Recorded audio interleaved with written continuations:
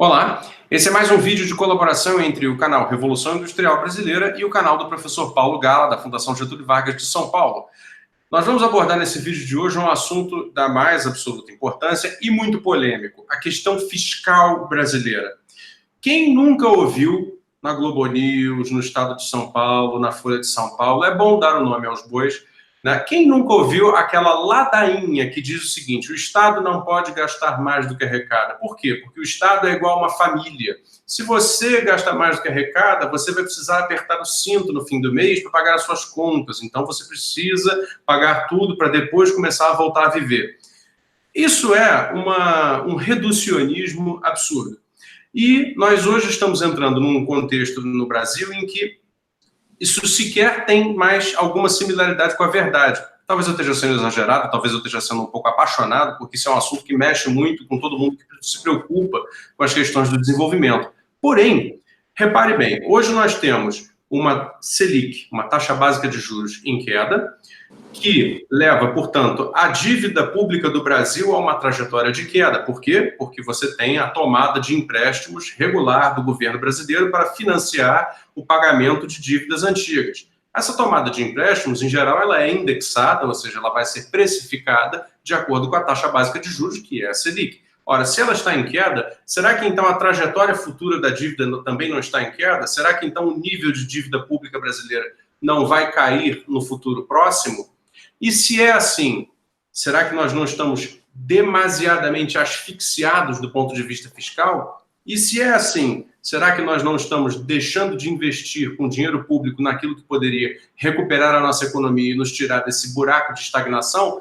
Essas são as perguntas que eu vou agora deixar para o professor Paulo Gala, que é um especialista no assunto, abordar e tentar responder para a gente. Professor, obrigado mais uma vez. Obrigado, Fausto. Esse tema é da maior relevância.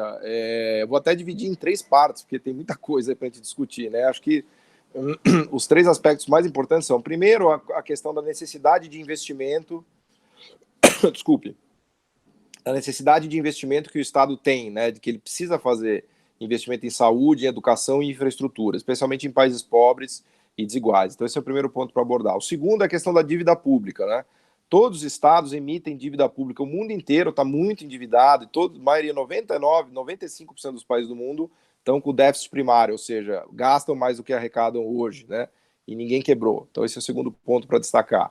E o terceiro ponto é o tipo de política, de manejo de política macro que está sendo feita, de política fiscal, monetária e assim por diante, né? Então, começando por esse último, no Brasil, o que a gente vê hoje é que a política fiscal está super restritiva, né? O governo está contraindo gastos de toda a natureza possível, né? Porque ele vem de um trauma, né, da era Dilma e Lula, em que a política fiscal era muito expansionista, como diria um economista, né? E ao fazer política fiscal contracionista, ou seja, ao reter gasto público, num momento de crise, de recessão e de economia fraca, ele acabou abrindo espaço para que a taxa de juros caísse muito, né? Isso é o que um economista chama de mix de política econômica com política monetária agressiva, ou seja, juro muito baixo, e política fiscal restritiva, ou seja, gasto público muito controlado, né? O lado bom disso é que ele realmente alivia o custo da dívida, né, que é os juros, que é a taxa Selic. Então a gente tem uma folga bastante grande hoje por conta desse juro baixo que o governo paga, que tem a ver com o espaço que a política fiscal restritiva abriu para ele poder reduzir juros, tá?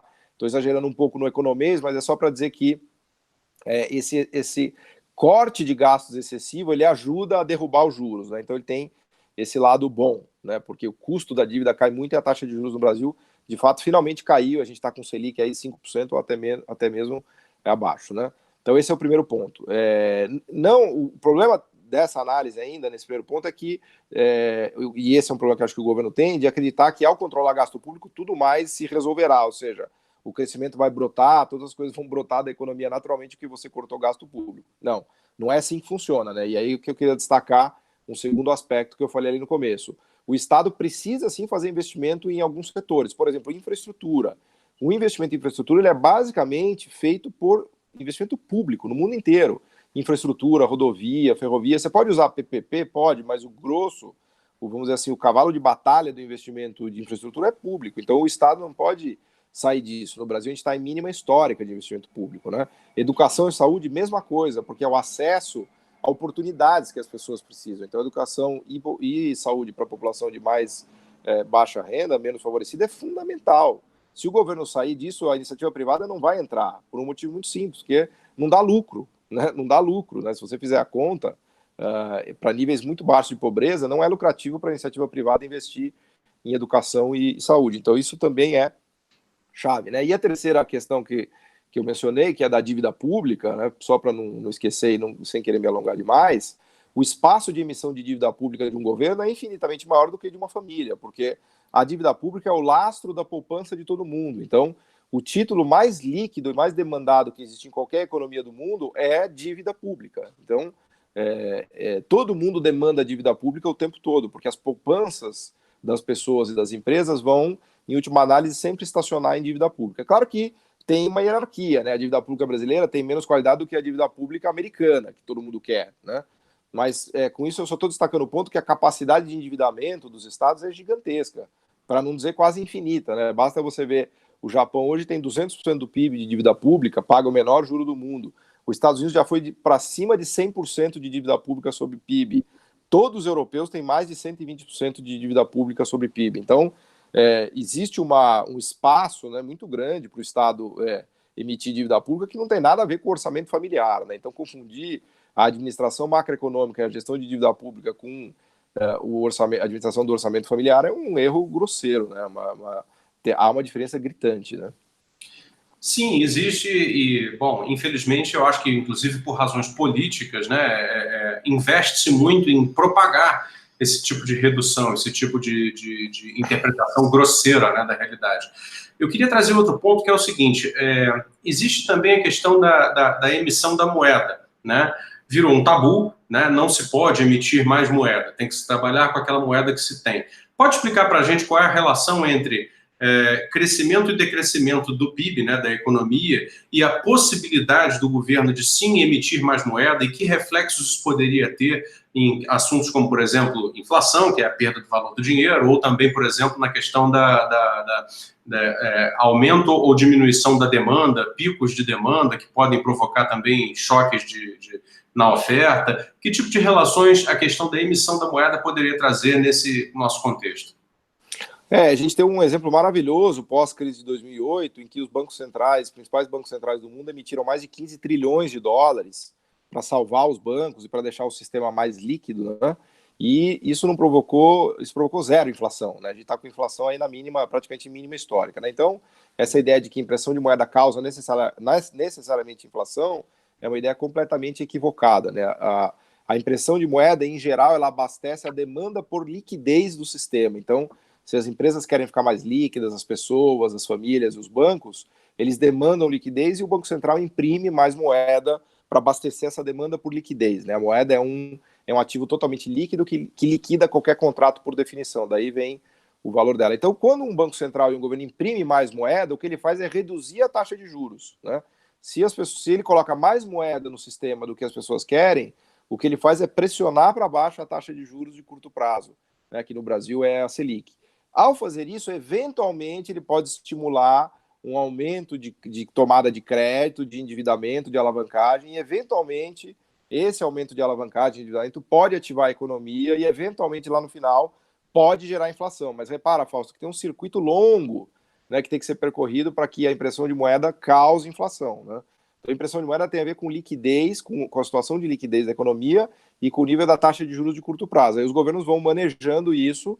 A hora eles querem um juro de curto prazo mais alto, porque a economia pode estar superaquecendo e pode estar entrando em bolhas de crédito, ou a hora eles querem um juro mais baixo de curto prazo, porque a economia está semi-morta, né, como é o caso da economia brasileira, né? Então, o efeito direto de impressão monetária é sobre níveis de taxa de juros, que pode ter um efeito indireto sobre decisões de consumo e investimento, né? Mas só lá na frente isso é o efeito derivado. E para concluir, obviamente que imprimir dinheiro não produz crescimento econômico nem desenvolvimento econômico, né? Tem essa ideia meio do YouTubenomics, né, que você liga a impressora de dinheiro e está tudo resolvido, que também é um grande absurdo, né? Entendi. Bom, também não nunca, eu pelo menos nunca advogaria tal coisa, mas é curioso, assim, uma última colocação, essa sua sequência de fatos que você descreve entre a impressão da moeda, a emissão de nova moeda e a eventualidade de uma inflação, é justamente o espaço, aí na verdade eu te pergunto, é justamente o espaço onde um governo que haja sobre a economia produtivamente, inteligentemente, poderia tomar as medidas necessárias para a absorção dessa liquidez e transformá-la em produtividade e evitar talvez a inflação, aumentando os níveis de oferta e a qualidade da oferta, por exemplo, agregando sofisticação na produção? Então, Fausto, eu acho que o governo até está acertando na parte monetária, né? Porque a gente está com a Selic em mínima histórica, enfim, claro, tem economistas que argumentam que a Selic poderia estar já em 3,5, né? Por exemplo, né? Eu acho que é até possível, eu acho que até o final do ano que vem, a gente deve ter uma Selic abaixo de 5%, talvez na casa de 4,5%. Então, eu acho que essa administração de liquidez que o Banco Central está fazendo e que o governo está fazendo vai na direção certa, de reduzir juros para o mínimo possível, né? Então, essa administração de liquidez, podemos criticar que, enfim, poderia ter sido feito mais rápido, cortado mais rápido, etc e tal, mas acho que vai na linha certa, né?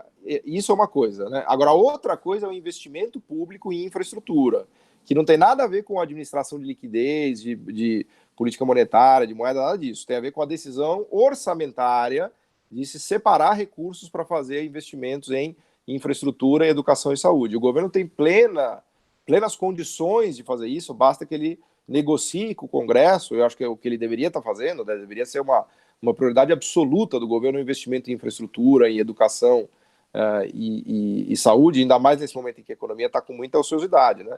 E ele tem muito espaço para emitir dívida pública, ainda mais nessas taxas, né, de juros baixíssimas, né, para fazer face a esse aumento de investimento, né? Então acho que aí sim o governo está pecando, porque ele está numa espécie de um fiscalismo muito violento, né, quase uma camisa de força, sem bom senso, né? Eu acho que a gente está deixando passar oportunidades importantíssimas de investimento público em infraestrutura, inclusive com consequências tecnológicas, né? Que acho que, se não me falha a memória, aqui mesmo no canal a gente já fez um vídeo que trata disso, né?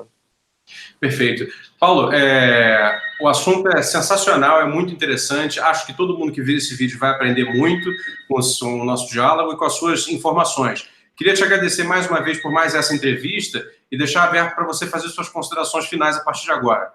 Acho que é isso mesmo, Fausto. Falamos bastante já. Foi um prazer conversar aí com você. Muito obrigado. Inscreva-se nos nossos canais, então, o canal do Professor Paulo Gala no YouTube e o nosso canal Revolução Industrial Brasileira, sempre aí no debate, no bom debate pelo desenvolvimento do Brasil. Muito obrigado